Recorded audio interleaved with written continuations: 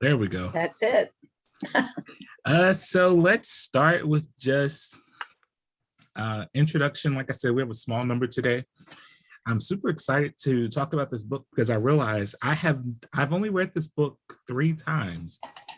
One when I was 14, and now reading it, I'm like, God, I can't believe I read this when I was 14. Next in college, just for fun, and then for the book club. So it felt like it was my first time, and I've seen the movie a million times, but there's a lot, of course, that doesn't make it to the movie. But if everyone wouldn't mind introducing themselves, where you're zooming from, and if you don't want to speak, you can let me know in the chat, and I won't call on you, or you can utilize the chat. So usually we'll say, name, where we're from, and how did the book make you feel? How did the book make you feel? I'll start so that everyone can think about it. So my name is Reverend Derek Terry. Started this book club 2 years ago during the quarantine because I just needed adult interaction. And I love to read, and I found myself trying to do productive things while I was quarantining, like reading. And I wanted to introduce books to people that they may not ordinarily discover and provide conversation. The book made me feel sad and yet inspired. Sad, a lot of sadness, but then inspired. Martha? Hey, my name is Martha Veman. I'm calling in from Anderson Township to the east of Cincinnati. And this book makes me feel, wow, the writing, there's so much in it. And the memories of, this is my 3rd time, the memories of the first time I read it. I have no idea when I read it the 2nd time. The only reason I know is that there is writing in this copy and it's in my hand. So, yeah, so I'm really glad to reread it. So thanks for assigning it. Awesome. Elizabeth? Hi. I will say that I have read it I've only read it once, and it was probably about 3 years ago. It's my first time. I've never seen the movie. Ooh. I'm from Franklin, Ohio, which is just up 75, near Middletown. The book made me feel more informed of the Black experience. That's great. Thank you. It's good to see you again. Lynette? Hi, I'm Lynette Dean. I live in a community in Cincinnati called Finneytown, small little school district, basically. I had never read the book. I had never seen the movie. Which was like, why hadn't I don't know. So I not only read the book, I watched the movie because he said don't use the movie and I can see why. It's very different from the book and how it's laid out. I kept thinking how strong Celie was through all the struggle that she went through, and how sisterhood was so important to her. Awesome. Thank you for that. What about Cheryl? Did I say it right? I'm from Kentucky, so we sometimes put extra syllables.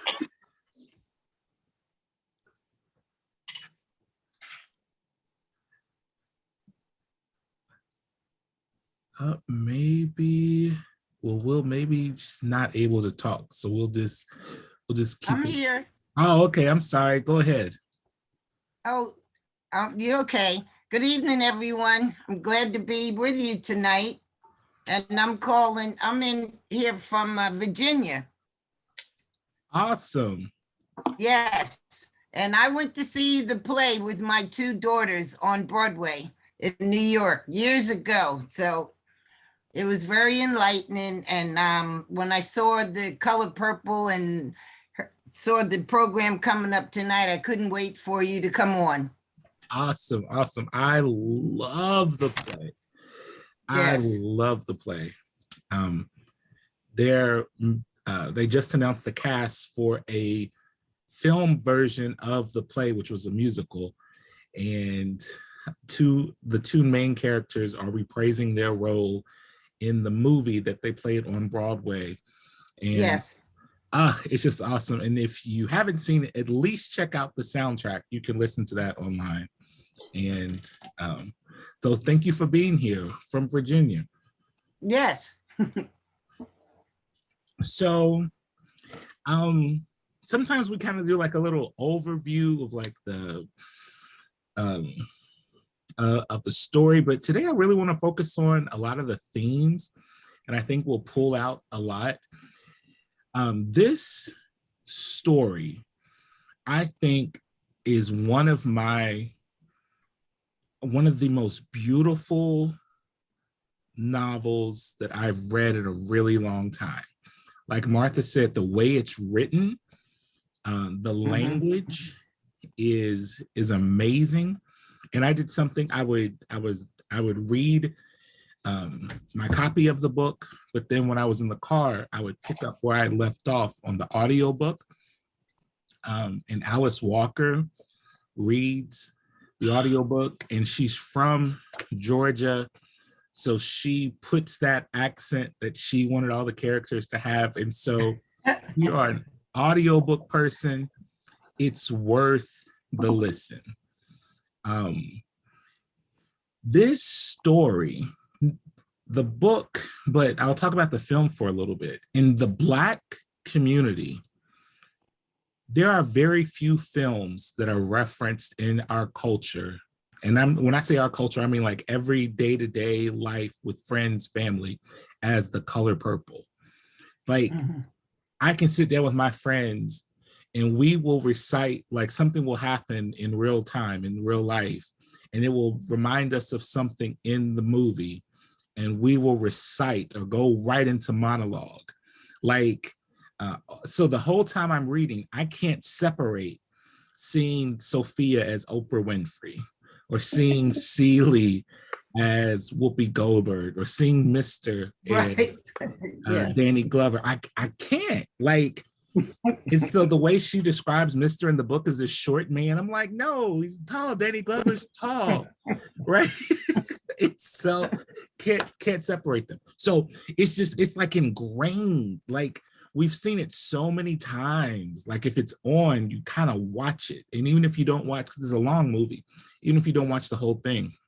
And so reading the book again, it just reminds me of how different it was from the movie. And you know how movies and books are. You just spend so much more time with the book than you're able to with the movie. So you get a lot more out of it. What were the themes? When you think about the book, think about the story, what were some of the themes or some of the things that stood out that kept recurring in there? And of course, I have a list that I worked on, but I would love to hear what you all think. Well, Oh, sorry, go ahead. Martha, okay. then Lynette. I'll jump in and say one of the first that struck me was the connection between Africa and African American lives, which of course is the big theme in Jesse's Homegoing. And so just thinking about this as a precursor to that novel, which I'd never really thought about that before. So that was a big one for me. And I'm sorry, I just watched a brand new documentary called I Am Polly, about the life of Polly Murphy. It's available on Amazon Prime. It's amazing. It's really good. And I was about to say something that I thought was said in this book, and then I realized, oh no, that was Polly Murray. I'm reading, currently reading her memoir called Song in a Weary Throat. And it's really engaging. She was a great storyteller. I had read a book about her, but I'd never read any of her work. And yeah, she's just a great storyteller. Yeah. So she spends 18 months in Africa. So I was thinking, yeah. So that connection, so important. Absolutely, Lynette. You had a theme to share. I think survival is definitely a theme. How Celie was able to basically endure. She was able to put her mind in a place where she almost didn't feel because of all the beatings and everything that and her she found no pleasure in intercourse, and so it was survival. Absolutely, and that's how the book starts when the man she believes to be her Paul says, "You better not tell nobody but God. It kill your mammy." She's 14 years old and has just experienced sexual violence, repeated sexual violence from the man she believed to be her father.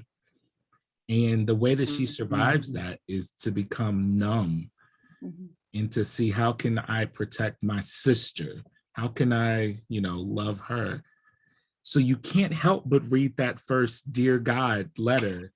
I'm a 14-year-old girl and this, and you're just like, how can you start us like this, Alice? Like, what else? What are some of the themes?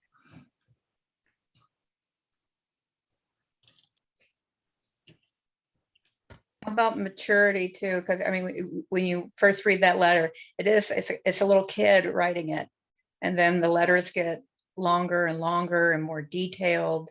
So both her and Nettie are growing up, growing into womanhood.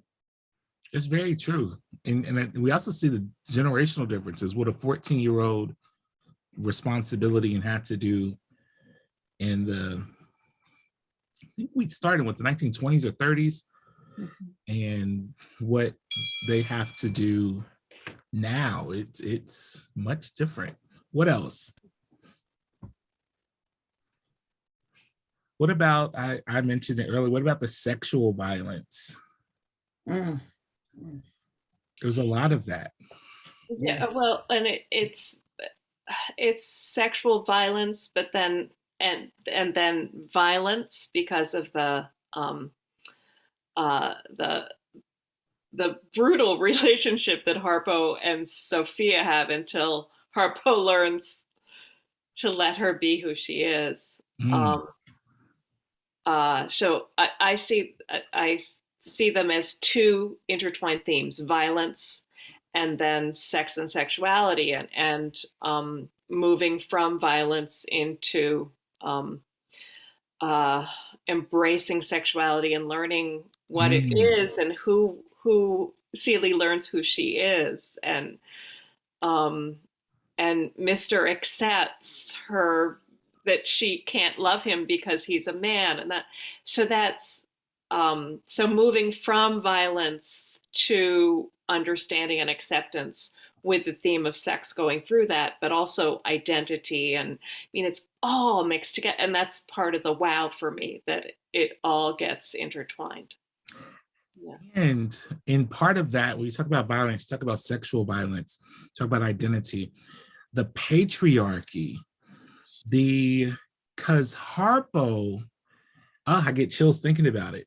Harpo was not an abuser. If you remember in the book, when he found Sophia, he loved her. Celie talked about how he had a pep in his step and how he had never been that happy. And he was smiling and whistling, and he was truly in love and was nurturing to their children. But his father really leaned on him that you're not being a man. You're not doing what a man is supposed to do. You should do this. You should do that. You should make her. You should force her. And it was through him taking on that patriarchal identity that actually made him miserable, that ruined their relationship. And there's a point when Celie has her big dinner table, I'm going to tell everybody what I think about them. She says, you know, Harpo, you and Sophia never would have went to jail if you would just let her be who she was. Just, you know, love the person that you fell in love with. And of course, he didn't like that. He got mad. But Sophia says, well, there's some truth in there. And it's just people playing these roles, right? Mr. trying to prove to his father he's a good man, he's a real man. Harpo trying to prove to him. Anything else related? Any other themes in there with that violence, that sexual violence, that whole patriarchal gender? All the while, all through the violence and all, there's women are second class folks. You know, they've got no say in anything. And it reminds me of a Polly Murray quote of that. They felt like they were a second class citizen, not just being Black, but also being a female. And then the third part for her was that she was more than likely transgender. Mm-hmm. And so that in this book, you know, they had no say in anything. You know, they were servants. They were slaves to the menfolk. Absolutely. Remember when the scene when he really wanted to marry Nettie, but the father said, nope, she's too young. I got this other one. She's ugly, but she can work as hard as a man. And he literally is inspecting her. And what I visioned is how white masters would inspect slaves before they bought them. And, you know, he thought about it. And, you know, the father said, turn around. In other words, let him see what he's getting. And she's 14. And so, of course, that's also a condemnation of the time, because at the time, that the role was for a woman to be married to a man who could take care of her, right? And Mr. had the means. She didn't have her own money, but I never got a sense throughout the book that she didn't have, you know, they seem to have a decent house. They seem to have land, you know, they had all the trappings, all the stuff that you're supposed to have. But she didn't have love. She said the only person that ever loved her was Nettie, and then eventually Suge. She didn't have that security. She didn't even call him by his first name until the book is almost over. And did you notice that? I'm sorry, go ahead. Who's Albert? Yeah.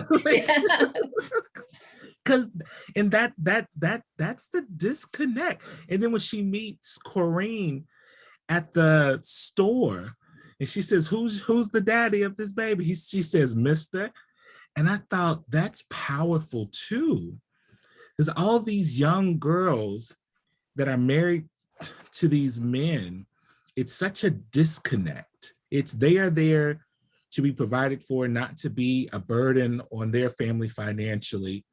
And then they're there to raise the men's kids, to clean his house, to cook his meals, and to give him sex whenever he wants it. It's a very sad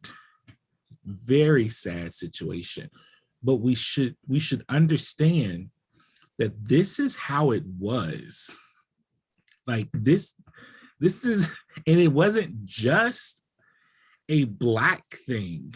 This is how it was for people all across, not only our country, but all across the world for a really long time. And it's still this way in many cultures. Even the whole idea of going to school and all those type of things with Nettie and Celie.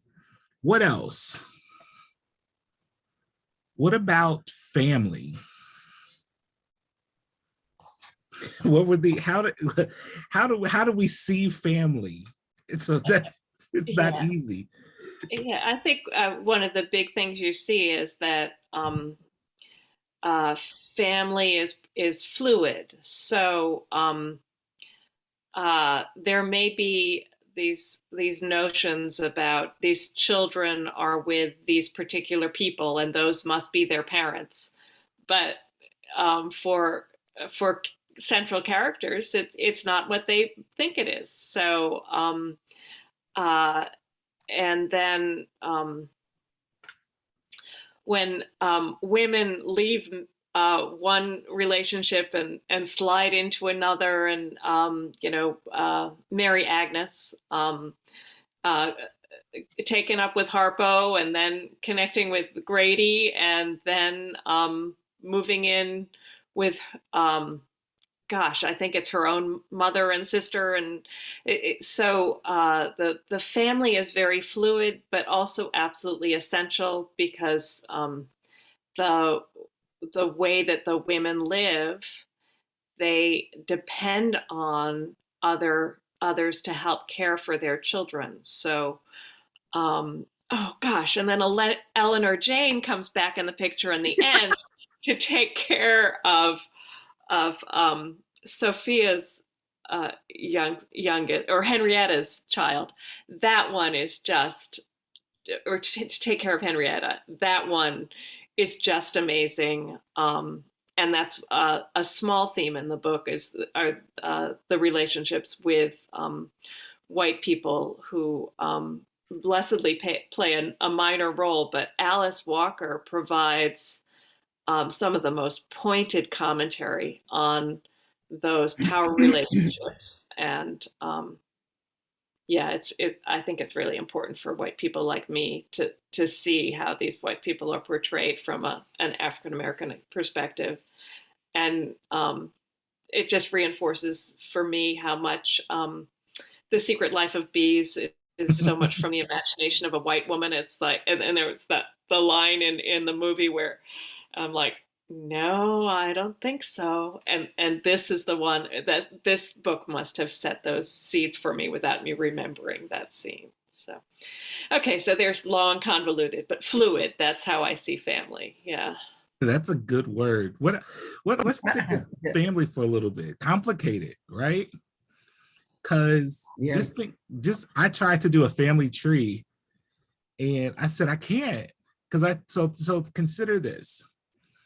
So Celie and Nettie, Nettie calls the children that Celie gave birth to, that Samuel and Corinne raised, she calls them our children, because remember, Nettie didn't have any children, but she was there to help raise those children. Mr. Albert had children with Shug, who were raised by Shug's family, not him. So then he has children with his first wife, right? And Shug's kids don't really want to be bothered with her. And that's just that. And then Sophia and Harpo have all of those children. And her sister raises some, and some are older, and some don't want to be bothered. And I say this, and I don't mean to poke fun at all, but when we look at like the ancestry and DNA that a lot of people are doing now to find out, what their ancestry is, for generations, at least I speak from my family, people would have kids, I can't afford them. You can't really do that anymore in this way, but have a child, I can't afford them. You give them to Martha, who doesn't have any children, or who has more money to raise. And in my family, that they didn't always know that wasn't their bio mom. And it was just like, we had to raise these children, and it needed to happen. My aunt my great aunt. My grandmother's sister died when she was 96 years old. It wasn't until she died, and I'm looking at her death certificate, and the name of her father is different than the man I know to be my grandmother's father. And I asked my grandmother, "Who is this?" And my grandmother basically tells me to shut up. And we don't talk about Bruno. If you've seen Encanto, it's like we don't talk. That's and I was like, what in the world? But that is so common, right? The kids get raised, and like even when Sophia went to prison, Tweek was like, I'll take care of her. Look how she likes me. And Tweek's the very same person, or Mary Agnes Tweek, very same person that Sophia knocked out 2 of her teeth in Harpo's club. And so that complicated. And I really love at the end how they all these people that had all these issues 20, 30 years prior have now formed this really cool family unit. And it's obvious that they really love each other. What else about family? Anything that stood out in your mind about family? I'll chime in here from what I can remember. So that, like, I think the biggest thing for me, the biggest thing I remember is that marriage, like a marriage ceremony, wasn't that big of a deal, like didn't happen. That was big for me. That was my biggest, yeah. Not like it is now, huh? No. I tell people before I marry them, I would say, now, some people want a wedding, but you end up with a marriage. So do you just want a big party, or do you understand what you're going to get when you do this? Because at this time, marriage really was a financial, social, it was a very specific need, especially for a widow or for a man who needed someone to cook, to clean, to take care of. Look at the Alfonso, I think was his name, the man who raised Celie and Nettie. How many young girls did he marry? And why did he marry them? It was very transactional. And I felt so sorry for them. What did we see in Africa? The idea of family, when Nettie and Samuel and Olivia and Adam, when they're in Africa, do we see anything over there? In one of Nettie's first letters from Africa, she talks about the relationship between all the co-wives and how they have really warm relationships because the man is pretty much out of the picture. He's just, eats and sleeps with one of them. And that's actually something that I've heard talked about before by people who were raised in societies where their father had many wives, and the roles that all the mothers played in the child's life. So that was, Nettie describes it in a kind of matter-of-fact way, which is also the way that it's been presented to me, because it's the Christian hang-ups with the plural marriage that are the issue, not the plural marriage in the society where it's the way it's done. Well, that's a really good point. In my notes, most marriages we see are pretty miserable. Do we see? I think we do get to a point where we do see genuine love, but I don't think the characters.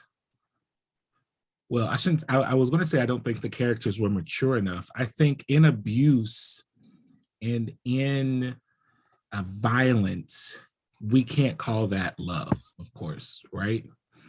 But I think by the end, we come to the point where Celie is able to stand up for herself and find her own worth. But then we also see growth in the male characters, which as a man, I was really excited for because they disappointed me so much. So to see them shift, reading this book this time, I really saw it as erasing some of the gender roles that were really strict in the first part of the book. You know, who would have thought that Mr. would be sewing and wanted to learn how to sew? Who would have thought that Celie would be making pants, and turn it into a business? It's who would have thought that Harpo would be holding his father while he was asleep until he slept when he was sick. And it's kind of like we see people trying to force these gender roles, and then after years of that not working and calamity, all of a sudden, when people are just allowed to be who they are, when Celie is allowed to love Shug and be loved, look how she flourishes. When Harpo and Sophia stop fighting, look how they do. When Mr. stops abusing, I mean, she put a curse on him, right? Until you do right by me. And until he gave up that meanness and that hatred, he did better, to the point where he asked her to marry him, right? Let's marry and let's do this. And she said, no, we better go to be friends. But I love that moment of, I guess, redemption.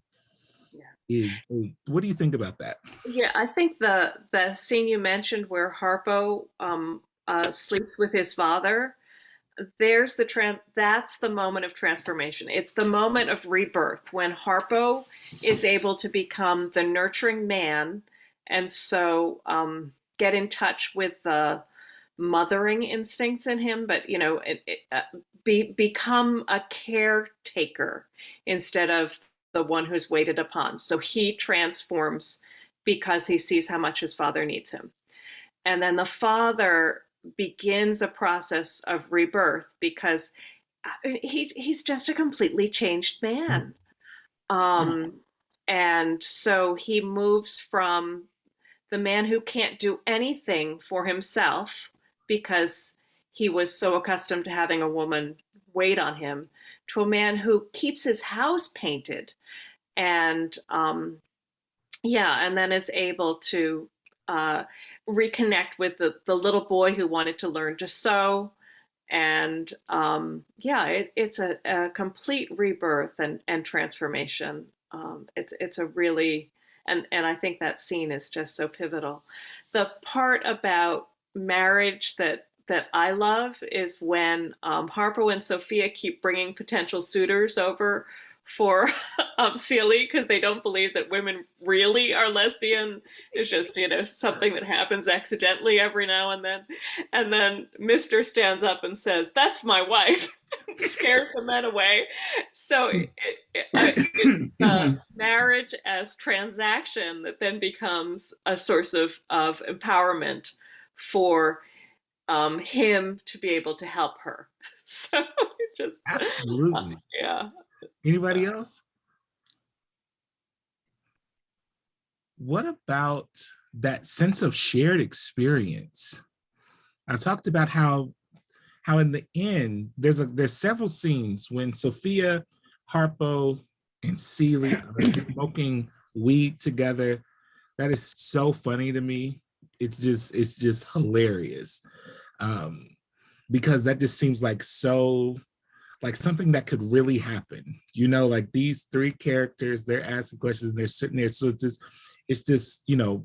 this bond is formed. And of course, Celie and Mr. on the porch, Celie and Tweek moving away with Shug and, figuring all that out. And then coming back to home, and everyone is there, and they're all much older, much wiser. Everyone is operating in their own comfort without trying to, force these ideas. There's a whole lot of, what are people going to say? What are people going to think? You can't do this, you can't do that. But then at that point in their life, they're like, this is who we are. And because this shared past, that was violent, that was icky, that was scary and sad. And I mean, remember, Celie started making pans so that she didn't kill Mister. Like, that was, and when she found out what he had done, not to mention, the years prior trying to rape her sister, but then discovering that he purposely kept them apart for years and years. And that, if we talk about physical abuse, look at the mental and emotional abuse of constantly telling her she's ugly, no one would want her, sleeping with another woman blatantly in their home, obviously beating her because he couldn't have the woman that he loved. And once she put all of that together, she was enraged. And I don't think any of us blame her for the rage that she felt. But even through all of that, their shared experience, their shared pain, dealing with the racism and all the other stuff that they had to deal with, because of redemption, because the men actually were able to change, they were able to remain in community. And that was really powerful to me.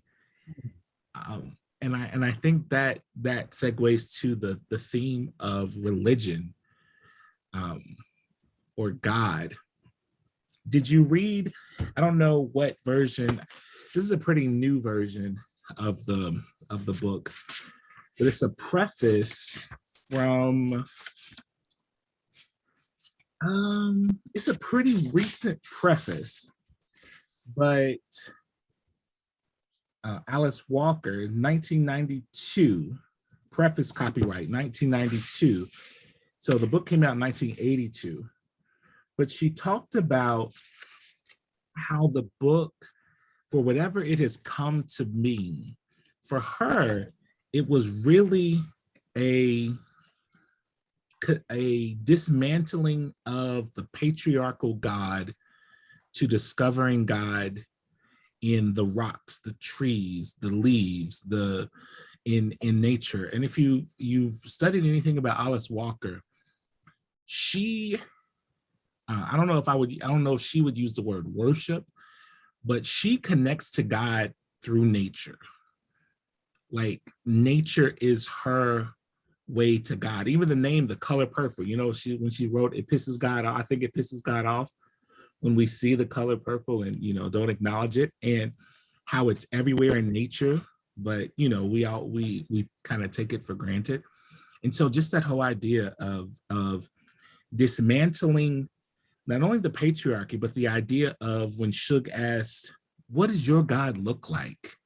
Does he have blue eyes? Is he blonde hair? Is he, dismantling all of that and saying that idea of God that you have would not condone, God would not condone the type of life that you've had to live and the struggle that you've had to live. And so disconnect from that God. That doesn't mean that God doesn't exist. It means that idea of God that you have, that patriarchal, abusive, violent, that's not God. And Suge tells her, see God in the rocks, the trees, the grass, the all these things.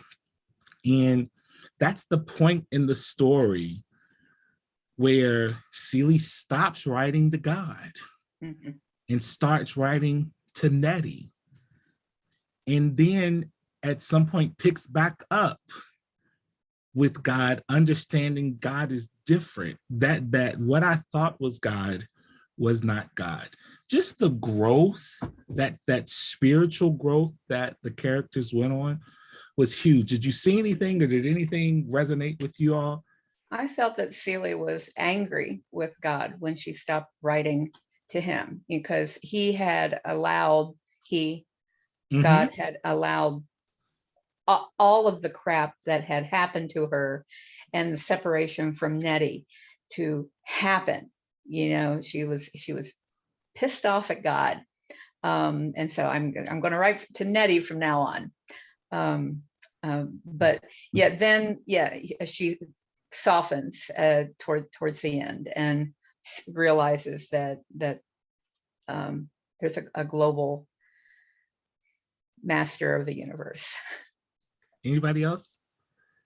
Yeah, I was really struck when fairly early on, when we start getting Nettie's letters, Nettie talks about realizing that God in the Bible isn't a white man. It's the pictures that they put in the Bible that makes him look that way.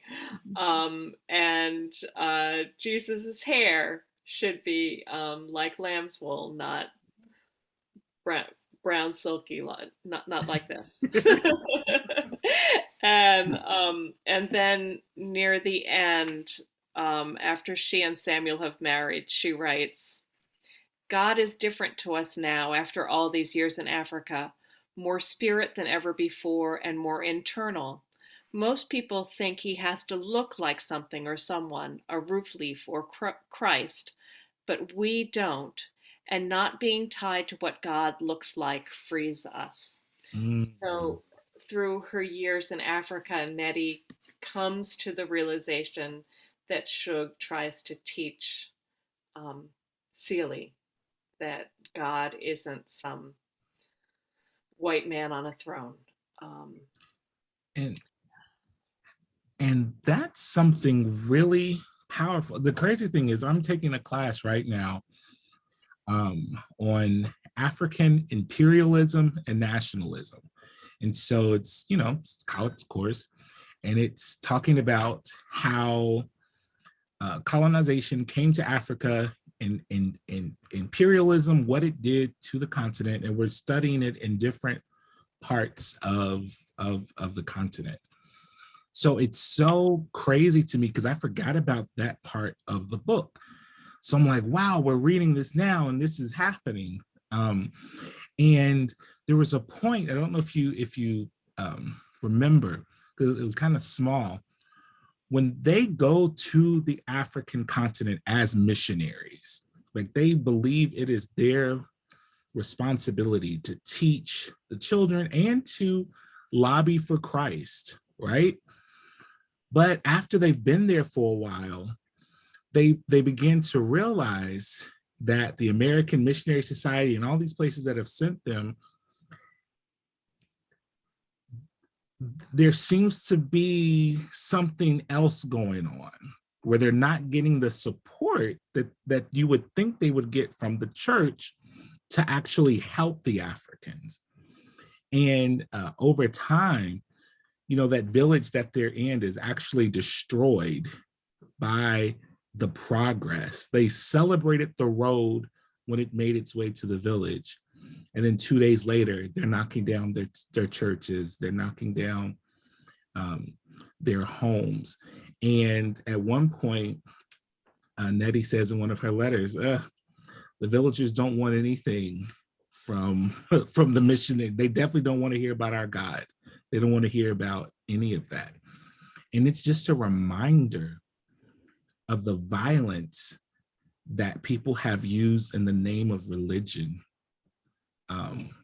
all across the world, not just colonial powers, but we see it in our country in this day today.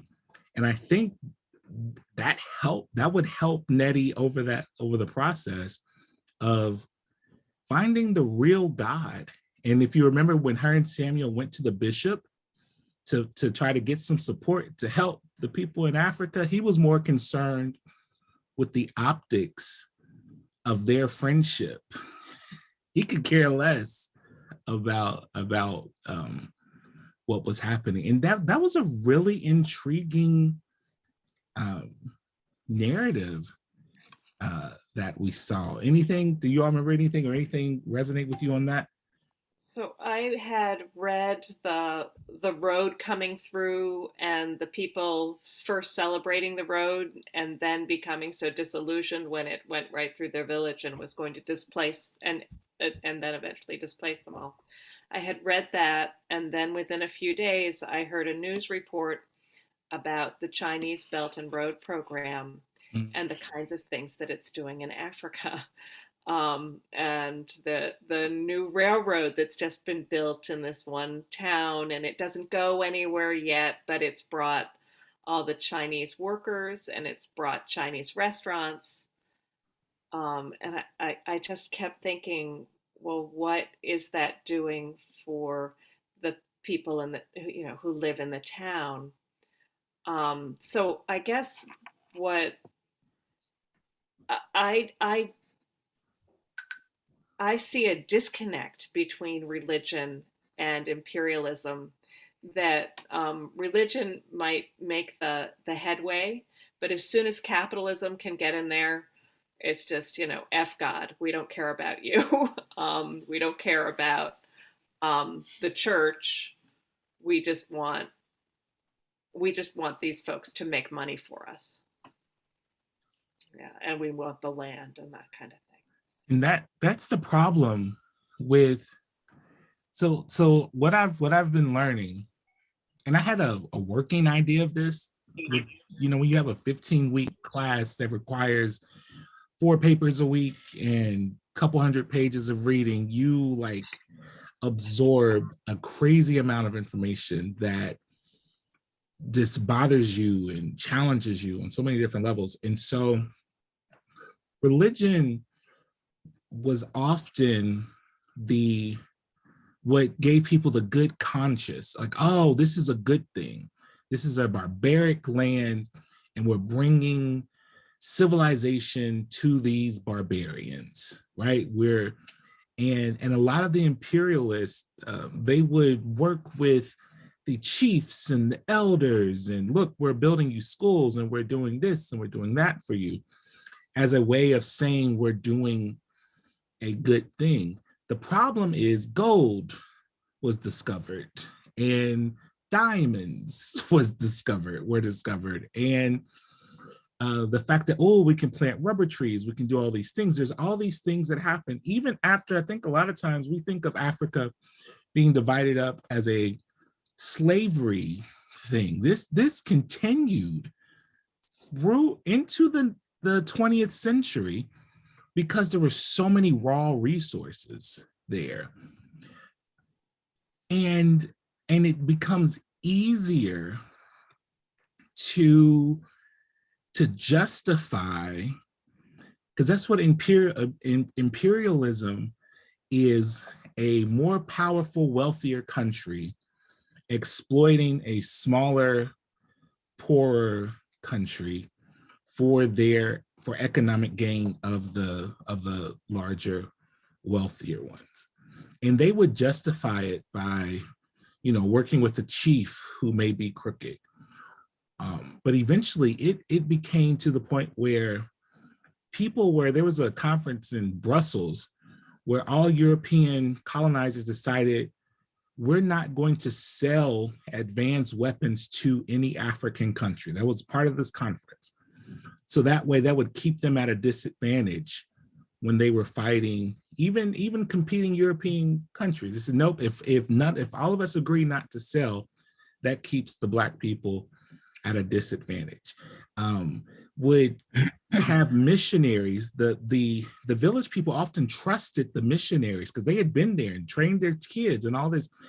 And the companies I just read about this today, would hire the missionaries to translate the documents and lie, basically, about what the chief would sign. And they thought they would sign one thing because they trusted the missionary, but the missionary would actually say it was something else, so that when they signed it, they lose all rights, they lose all everything. And so it's not just, and of course, there was some other crazy stuff happening, but it wasn't just something that just happened. It was a coordinated effort with the church and the company.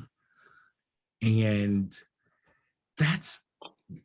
then we wonder why what the problems that Africa has today. It's really gross, and it's really sick how countries in Africa have some of the greatest natural resources in the world, but how they are still some of the poorest countries in the world. And I think seeing that exploitation in Africa and seeing how the women in America in this book were exploited, look at Sophia having to go to work for the mayor's wife for all of those years. Look at the sexual violence that women literally stripped of their innocence and made to have children and not happy and all these type of things. I saw a parallel there, and it was sad, and it was gross. But when you look at those in power, and when they exercise their power in that way, what do you think about this? This is something that I wanted to make sure I ask. I saw the women as really adding to the lives of the men. Like when Harpo was different, was happy when he first met Sophia. Remember how Mr. would light up and wouldn't beat Celie and seemed to be enjoying himself when Shug was around. Even the young man that we really don't meet, but the young man that Shug takes up with when he's 19 and she's 60, and they're traveling all around the world, and she's telling, she's helping him, and he ends up going to school.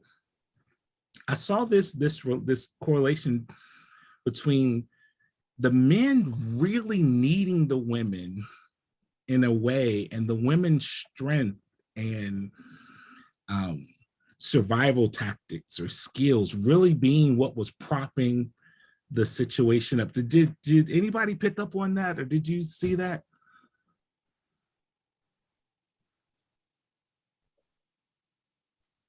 I'll unmute myself. I do remember believing that these women were so strong all throughout it.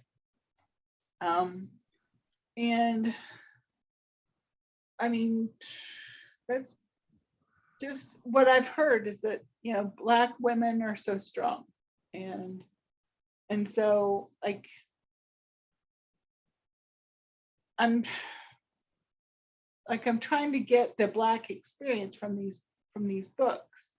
And so that was something I took from it, is that a lot that the Black men rely on the Black women and kind of exploit them, like you said. So They were definitely exploited. Anybody else? Did anybody pick up on that, or do you see that? Don't see that? What? I still see that today.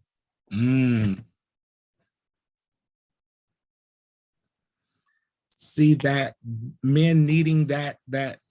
What do you still see today, Miss Cheryl? The men relying on the women to carry all the weight, and I think it's the way some of the men have been raised. You got that right.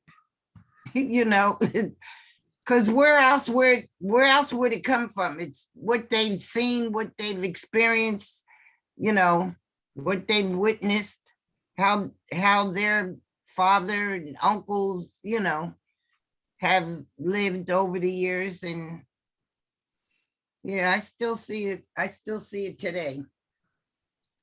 That's there's a really good documentary on HBO Max about Bea Richards. Bea Richards played Sidney Poitier's mother in Guess Who's Coming to Dinner. She has one of those, like when you see her, you'll say, oh yeah, she was in, a lot of stuff in the 70s and 80s, 60s, 70s, and 80s. But she was a poet, she was an actress, she was all these things. And there's a poem that she performed on television, and I think it was called Me. It wasn't called Me Too. I think it was called I Too. And it was I Too, Too. And it was written to Black men. And she was basically, Black men talk about how society treats them, and they beat us and they lynch us and they do all these things, and that's very true. And in her poem, she's basically saying, but I too bore the lash of master's whip. I too had to carry stuff that I didn't want to have to carry, and had to deal with stuff that I didn't want to have to deal with. And she was basically speaking for Black women in the exploitation and the things that happen to them, because sometimes it feels like with the patriarchy that even, when we talk about intersections, even in a society where, yes, there is racism, when you are a man, society treats you differently than when you are a woman. And so she's basically saying, yes, you've been through stuff, but I have too. Like, you have not been through this on your own. And while you were going through, I was putting salve on your back from the lash, and I was raising the kids, and I was doing this. And so don't push me out, don't count me out. And it's really powerful. Of course, it's really beautifully written. And so I think my grandmother used to have a saying that in a situation with a man and a woman, where she used to say that the women take their problems home and the men just go home. And it's so that whole idea of, like, when you ask yourself, how do you do this? How did Celie do that? How are women able to do this? And how are they able to survive? And how? And there comes a point where you do what you have to do, Yes. I have friends that are single moms and have gone back to school and do all these things. And I'm like, I have a dog that's needy and it drives me crazy. I can't imagine having to do what you do. And she's like, I just do it. Like, yeah, I'm tired. Yeah, I'm frustrated. Yeah, I'm angry. And I think Cheryl's right that sometimes in a society where women can kind of dote and baby men sometimes, the oftentimes when women are in charge of raising kids, they can be harder on the women than they are on the man. Sometimes you see that in your families, where a matriarch may be harder on their son, on their daughters, than they are on their sons. And it really stuck with me this time reading the book, how strong the women were. But it was because they had to be. Like, Mr. didn't learn even how to cook until Celie left him. Like that's crazy. I will say, I can remember being happy, kind of relieved. Was it when Celie, she went into a relationship with another woman, and I can't remember. And I was like, wow, and I didn't even know if Celie was really, really homosexual, if she really loved women, but the love she felt from, who was the other woman? Miss Shug. Miss Shug, okay. Shug Avery. So the love that she felt from Shug. And I just think that she's never had that before. So I don't know that she was sexually that it was sexually satisfying for her, but it was emotionally the I think best. she enjoyed the sex too. Yeah, I think that's Hmm. it's not there's no lovemaking scenes, but They, it's clear. they Yeah, allude, there. there's a song in the musical called Push the Button. And it wasn't until I read the book this time that I understood what button she was talking about. And I was like, how did I, what at How'd you miss that? 14? I want to know so bad what I thought at 14 when I was reading. Like, I just want to know, what was I thinking? I was so green, so inexperienced. And they used like very strong language for sex, you know, what we would consider probably vulgar. Some of the, you know, some of the words. But yeah, their intimacy, Suge and Celie, was really quite beautiful. Yeah. And Alice Walker is herself a lesbian. So that made sense to me. And Celie throughout the book tells you, and I understand exactly, Elizabeth, what you mean. Celie throughout the book is talking about she never really looked at men, and she says a couple times, because you know men are so mean, and so you totally get that, right? Like I could see how you might think, or you might question, is she a lesbian, or is she just hurt? But she falls in love with Suge even before she sees her, because she finds a flyer with her face on it, and she's looking at it, and Suge helps her to discover intimacy and sexual arousal, because all the times that she had been engaged in sex, she really wasn't engaged. She would disconnect. And there's the famous line, well, Miss Celie, you still a virgin. Like, if you've had all this sex and haven't enjoyed it, and she helps her go in the bathroom and take a mirror and look at yourself. And she goes and she looks, and look at your breasts too, and look at this, aren't they pretty? She's really helping her to discover that side, and they sleep together, and she likes Suge's breast up against her body, and she likes them on her arm, and and she misses her, and she's jealous when she finds out about the young boy. But then remember, Suge gets jealous when she asked about her and Mr. So y'all seem to be friendly. And she called him Albert, and Suge kind of, you know, what's going on there. What did you think of their relationship, Suge and Celie? How important was that for Celie? Gosh, it's one of the things that has always stuck with me, from first time reading the book and then the film and then rereading the book this time, is how Suge um, uh, serves as a guide for Celie to learn about her body, and to provide space for her to discover her interests and her abilities, and that yeah, a Suge is just so critical, um, and and then the pain of separation means that then Celie has to learn how to stand on her own. It's so important.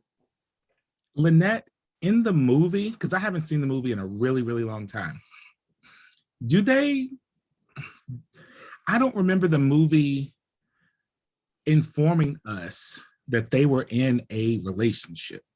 No, they skirted that pretty much. There was Shug sang the song that she wrote for Seeley in the bar, Right. the juke joint, and they kissed several times, Right. but that was it. I thought so. Yeah, Go to another scene. yeah. Except that's that's a classic move. Mhm. Well, yeah, and it's Yeah, also I so- think it was rated PG, so That's why I asked, because in reading, I'm like, they're in a relationship. Like, and not only are they, everybody know, like everyone in their circle knows. Yeah, and I don't remember, I've seen the movie a bazillion times, but I hadn't seen it in so long. I remember them kissing, and I remember Seeley obviously liking it. But I didn't think that they went into the detail that the book did. But Anything? do you think that Steely would have? I mean, I mean, I'm saying maybe because she was so abused by men. Is that so? I'm saying that maybe of course she enjoyed. Yes, it was obvious that she enjoyed it, but did she enjoy it because she was because men, in her experience, men were just so, like, her first experience with men, like, not just her first, but her continual experience with men was terrible. And so I don't know. I just, maybe she was just put off men, and Yeah, that she wasn't born to be with, I don't, No, that's a good question. Go ahead, Martha. There was yeah. See, I think the book skirts that issue, that because if you take for granted that lesbianism is real, you don't have to address that issue. You only have to address that issue if you have doubts that lesbianism is real. So those of us who are heterosexual, we of course have those questions, and we've grown up in a society that puts heterosexual relationships at the center. So we've grown up thinking that those are real questions. But I don't think Alice Walker is asking those questions. I can totally see why, Elizabeth, you asked those questions given Seeley's history. But I don't think Alice Walker cares about that question, because she also really shows us how much Shug and Seeley are friends, Mhm. and that their intimacy is not just sexual, it's also about emotional care for each other, so that Yes. that Shug truly values Seeley as a person, as someone who she wants to see flower. Right.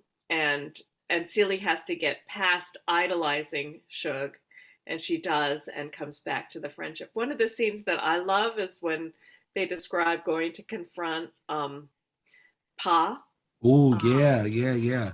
and they're dressed alike in the pants that Seeley made, and there's something about that image that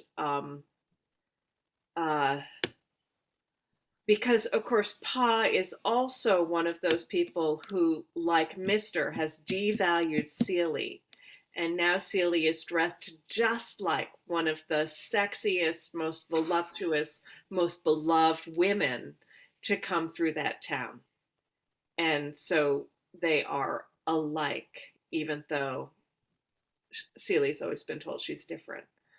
Um, and so that image of how Shug and Seeley fit together and are alike is one that I think just is affirming that this is this is a real love. And here's the line, and I found it. I knew it was early in the book, and it's only on page 5.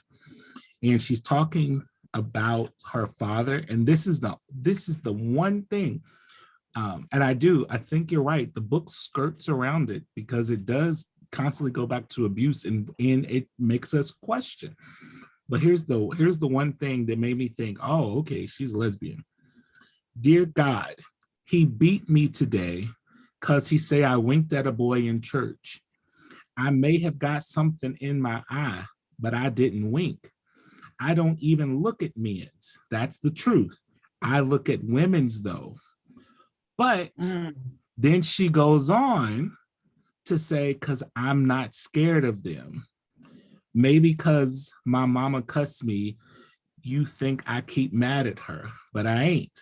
I feel sorry for mama, trying to believe his story killed her. And so I think that's what puts that whole idea in our head, like, is she, isn't she?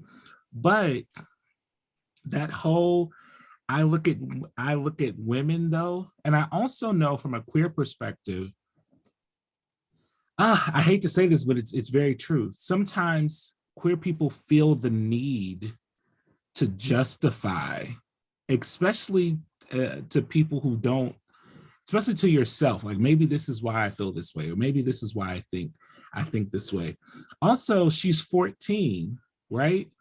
And this was a point in history where that would be considered unnatural. It would be considered all these negative things. And for someone who has only been used and abused, and she starts her very first letter to God is, I am 14 years old, I am, that she crosses out I am and says, I have always been a good girl. I'm sorry, it gets to me because I know that longing of, especially someone in an abusive relationship. Like, if I can just be good, he won't beat me. This won't happen, that won't happen. But that line, I've never looked at boys, but I do look at girls though. And even the way in some of her letters, the way she describes some of the women, and Alice Walker, I agree,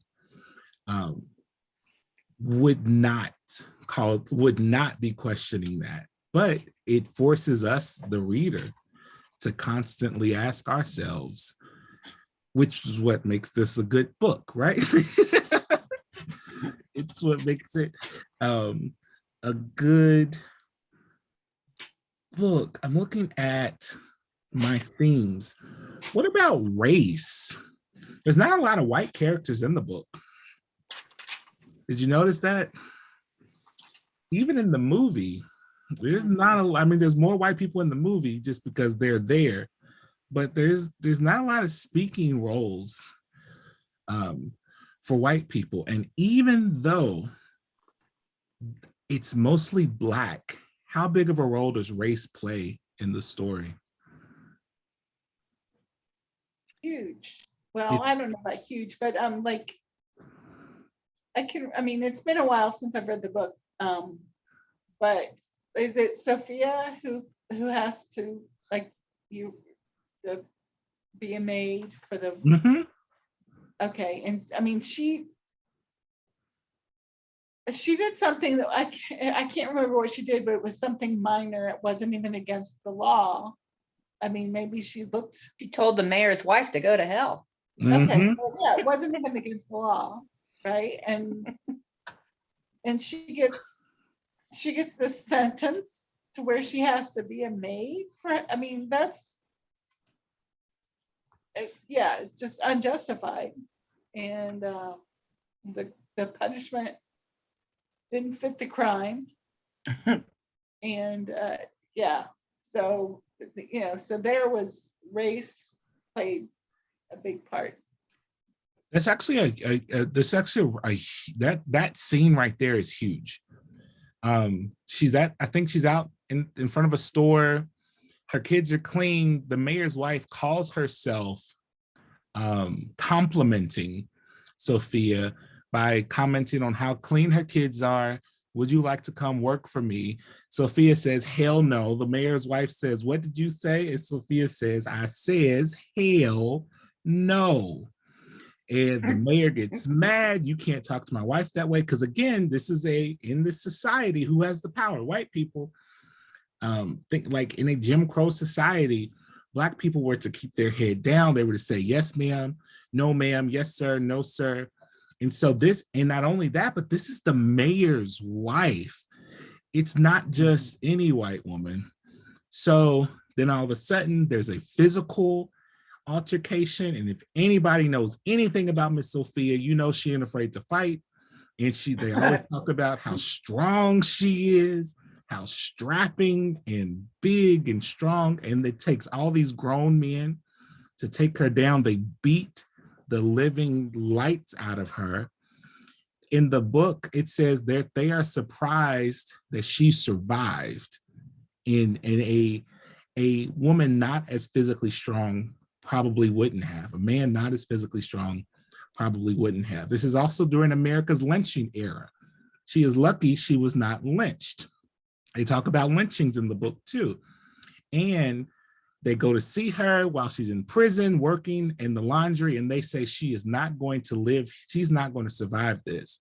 And so they devise a plan to get her to go work for the mayor's wife. Isn't that sad that that's the lesser? It's like, we got to get her out of prison.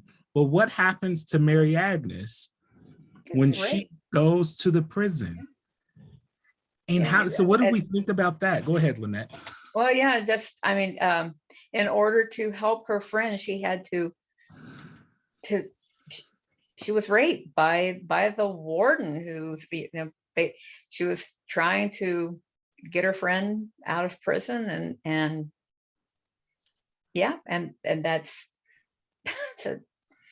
not only is she Black, she's a Black woman, and it's like the lowest of the low kind of thing. And he just treated her like a sex toy. Yeah. Remember when we read a few months ago, we read Audre Lorde, Zami, A New Meaning of My Name. Audre Lorde's lesbian, and that was the first time, and I consider myself to try to be a feminist, but I get it wrong all the time, and sometimes I forget how little power women have in certain situations physically. Audre Lorde, there were several times in the book where she either felt pressured or coerced into sex because this guy is here, he's bigger than me, he's, like, if I do this, it's still rape, but if I do this, then maybe I can survive. And then there were times she was just actually raped. Like, she's moving apartments and the mover who comes to help her rapes her. And she talks about, at this time, so let's say this is the 40s or 50s, right? How a man meant protection. A man meant protection. See, I put the quotes. So it was, if you unite with this physical man, then that would keep other men from doing whatever to you. And I remember reading that and thinking, how gross, and is that true? And then we see in this book, how many of the female characters were sexually assaulted? Several of them, right? They send Tweak to go, and she's distantly related to this man, has met him when she was a child. They get her all dressed up and cleaned up to make a good impression. But instead, the power, what he sees is an opportunity to take advantage of her, because people won't care. One, she's a female. Two, she's Black. And then to go home and people can look and see what has happened. but she still has to tell them the story, and there's absolutely nothing that they could do because they're Black. So it's all these layers of, And she's distantly related to him because probably of rape. Because he's a white man and had she had similar eyes to, was it the Hodges family or yep, something? he could see it. And I don't know that it's that distant. Isn't she his niece? I think so. Yeah, I think she was an uncle. Yeah, she called him uncle. Yeah, I think. Yeah. Yeah. One of the scenes that really stood out for me is when the mayor's wife, she thinks she's doing Sophia this big favor by bringing her home. And then the mayor's wife doesn't know how to put the car in reverse. Oh, yeah. And even in a Black community, the mayor's wife can't be seen to be inferior or even equal to Sophia. So Sophia has to try to teach her how to reverse from the back seat. And it just, there's so much about that scene that just represents the arrogance and foolishness of white supremacy. It's just the additional part of that is that she couldn't have a Black man in the car with her. And so Sophia had to basically go home with her. Right. So she gets all of 15 minutes with her children when that was the whole purpose. Yeah, it's just. And so that's why the scene with the mayor's daughter was so important. That scene at the end when she's like, oh, don't you just love him? Don't you just love him? And Sophia says, no, I don't love him. And she says, oh, well, most colored women I know love kids. And Sophia says all the things that she wanted to say. And I don't know about you, but I was nervous. I was like, oh no, Sophia, God, you hush, you know what happens when you talk crazy to white people. What did you all think about that scene? I just think it's so important because it rips the veil off of the lies that white people have always told to justify and soften white supremacy. And it's just, I just loved Sophia. And then when Eleanor Jane comes back to take care of Henrietta, because the other truth that Sophia tells her is if her husband isn't being a partner, then just leave him. Well, so she doesn't leave him, but she gets herself a job, and she doesn't care that she's being hired by a Black family. It's like, because she said something that was powerful too. She said, well, I think you're the only person that's ever loved me. Yeah. And Sophia says, it wasn't love, it was kindness, but you gave me kindness back. And all those things are hard, and all those things are true. And what do we do with those things? We had an incident once where a white woman was telling a group of people that they weren't racist because when they were younger, we had a housekeeper named so-and-so, and I would ride on her back while she was scrubbing the floors and, yada, yada, yada. And so how I always respond to stuff like that is that child probably very much did love that Black housekeeper, right? They raised her. There was that connection. There was that love, but the Black housekeeper's children would never get to ride on the back of their white employer. what did you call the housekeeper? Did you call her Miss So-and-so? Or did you call her by her first name? Did you know where they lived? Did you go to their house for dinner? Did you know her husband's name? Did you know her kid's name? Did you go to their church? Because people were quick to say, oh yeah, I'm good friends, or this woman, or we love her, and she's like one of the family. But that's usually a very one-sided situation. And so the mayor's daughter growing up to insert herself into helping out with Henrietta, like Martha said, it really does challenge that narrative, because it forces you. James Baldwin talks about Black people have an advantage in white and Black relationships because we, for survival, have had to know white culture and white people in a way that they haven't had to know us, haven't had to be in relationship with us. And I think that moment, that full circle of the mayor hitting Sophia, the violence, her going to prison, her getting out, establishing her own relationship, the daughter keep coming back, then bringing her child to mess up Sophia's house. And then all of a sudden now she's helping with this Black family. I think it goes to that thing of family. Like, okay, you keep trying to insert yourself in my world. Here's the truth. Here's who you are. Here's what I think about you all.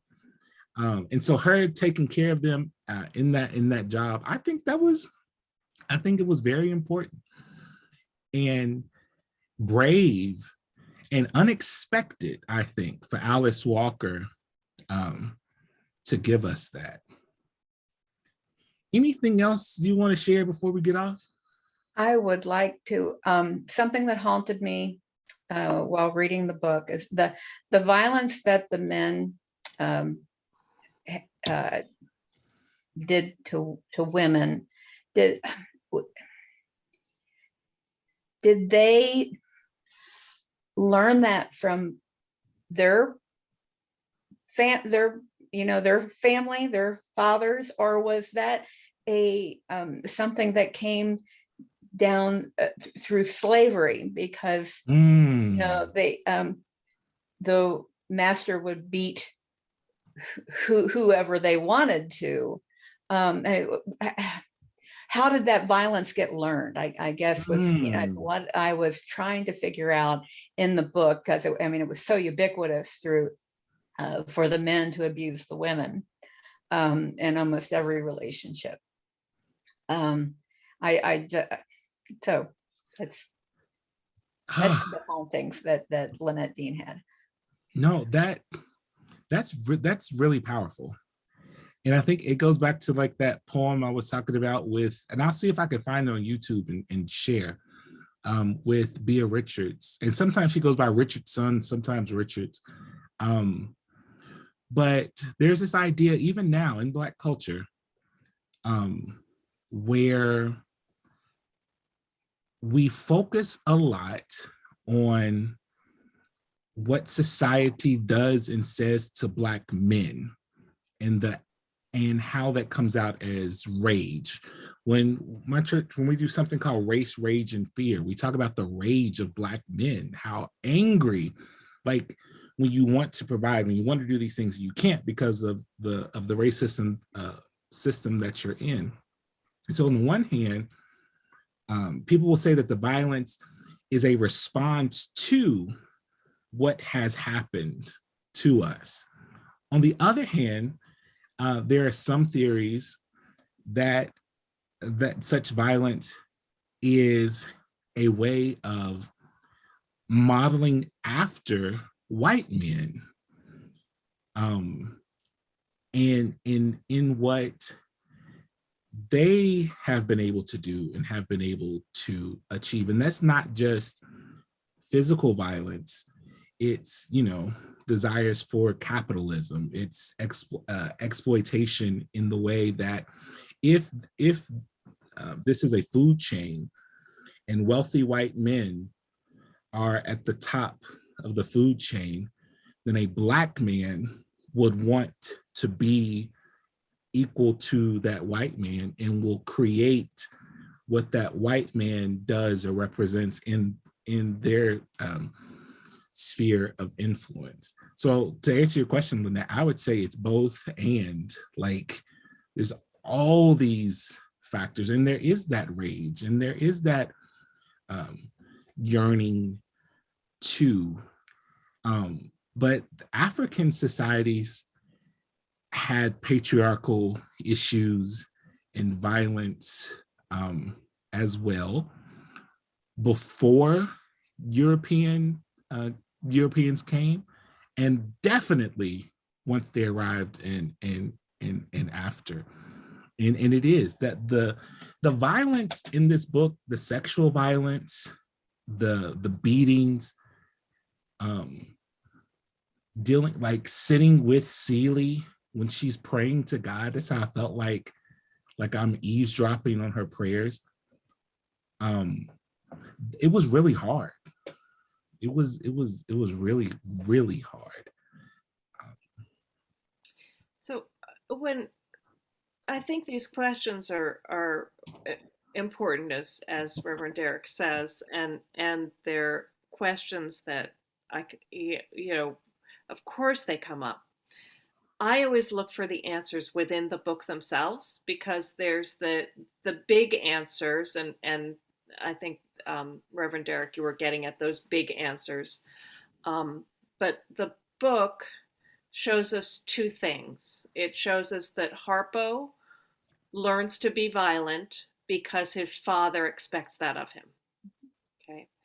And then the other thing it shows us is that when Samuel and Nettie and Corinne get to Africa, what they learn is that the African people refuse to talk about and acknowledge the people that they sent away because they didn't act right.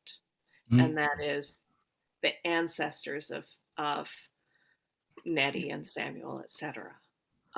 So that and then it also shows us, the book also shows us the helplessness that the Olinka feel once the colonialism has completely displaced them and destroyed their lives, taken their homes, destroyed their land, taken everything from them, what they eat, the roof. Rest of the roof leaves. Yeah, they've just taken everything. And so the roots of violence are in colonialism. They're in the history of the African participation in the slave trade, and those wounds that can't be healed because they won't even be talked about. And then there's this passing on from family and family. So that's the answer that Alice Walker provides for us, is how I see it. Yeah, there's some questions that I have about the book that I am able to let go. One is that time seems really weird. It's And part of that is that Celie doesn't mark time. She doesn't mark the passage of time. It's Nettie who does. And then there's some things where I'm like, really, Nettie, you saw that? It's confusing. And I decided to just stop, to just let it go. And then the other thing that I was very aware of is that what you talked about at the beginning, Reverend Derek, is that all the characters here have plenty to eat. They're not suffering poverty. And one of the books I read recently is about, it's set in Ruleville, Mississippi. It's for kids. And I'm blanking on the name, but it talks about hunger and having no money. And here, the Black people own their land. Mhm. everybody has a house. Like, yeah. and the man who's Nettie and Celia's father, who's murdered, the family still keeps the land and the store. And that's not the story that I've heard. So I think there are reasons for Alice Walker to do that, so that she can write about this community and these families that are whole. But it leaves me with questions that we can't really answer about, when how long does it take to dispossess African Americans of the land that they owned, because that's a lot of what's gone on in the South. So and how many landowners were there at the time that this takes place, which is a little, I guess we learned that World War II breaks out at the end. So it gives you, it's 30 years. So it starts in 1940. Okay, so Celia is born about 1900. Oh God, finally I pieced it together. Yeah, the timing piece was weird because I always thought that she was younger in the 30s. But then once you realize World War II is going on, I'm like, okay, well, I was wrong. I was wrong about that. Yeah. And then there are a couple other things that, one of the things I did when I finished the book is I went to my bookshelf and I kept pulling out other books by African American writers, from Dust Tracks on the Road, Zora Neale Hurston, to Toni Morrison. And I'm looking at the language. Because this is written as letters, Celia's voice throughout is in vernacular Black English. And it's the only book on my shelf that has this much Black vernacular. All the others, the narrative voice uses, standard edited English. And I think that makes this book a landmark. I don't know for sure, because there's a lot of stuff I haven't studied, but I think that's a landmark and worth noting because it's so powerful. And I think that's enough. That's awesome. I'm so glad I got to reread this. I am too. And I can't wait. I bought a couple of copies to give to a couple of people. Quickly, next month, we're reading The Bluest Eye by Toni Morrison, another book that I read for the first time. 14 was big with me, with books, but I've read that every year, at least every other year since. It's a book I know pretty well. I think it's really, really, really good. So that's perfect for Women's History Month. Toni Morrison and The Bluest Eye. I maybe have a couple of copies. If you need to borrow one, if you can't find one, let me know. Also, Barracoon by Zora Neale Hurston. It was just published a couple of years ago, and it's written in that dialectical, and he was born in Africa. It's the story of a man who's literally born in Africa, illegally smuggled to the US, and this is a true story, illegally smuggled to the US just before the end of the Civil War. So she interviewed him in the 20s.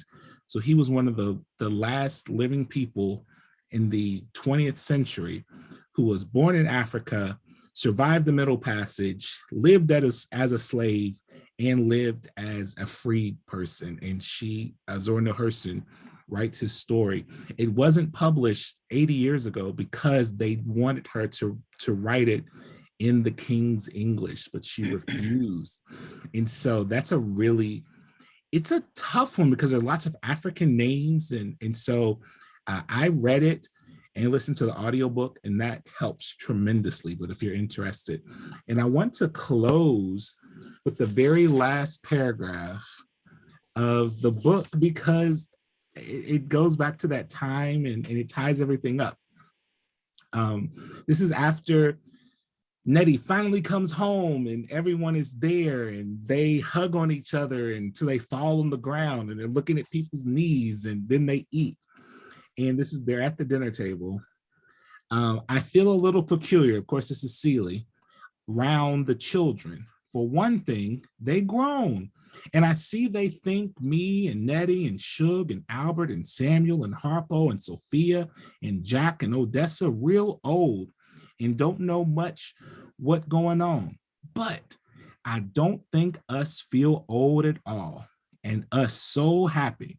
Matter of fact, I think this the youngest us ever felt. And I just love that because she hasn't seen Nettie in we don't know how many years, but a really, really long time.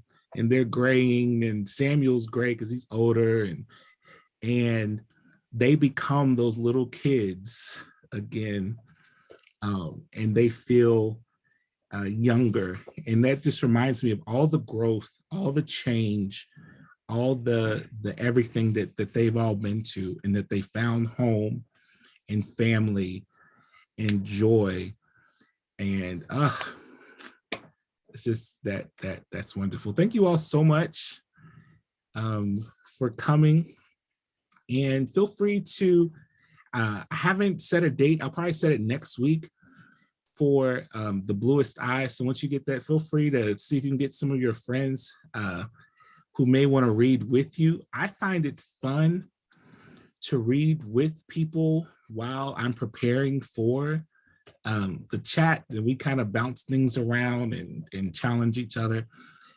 So yeah, feel free to extend this to your circle. Everybody take care, and thank you so much for spending your Thursday evening with me. See ya. Bye. Thanks. Bye. Bye.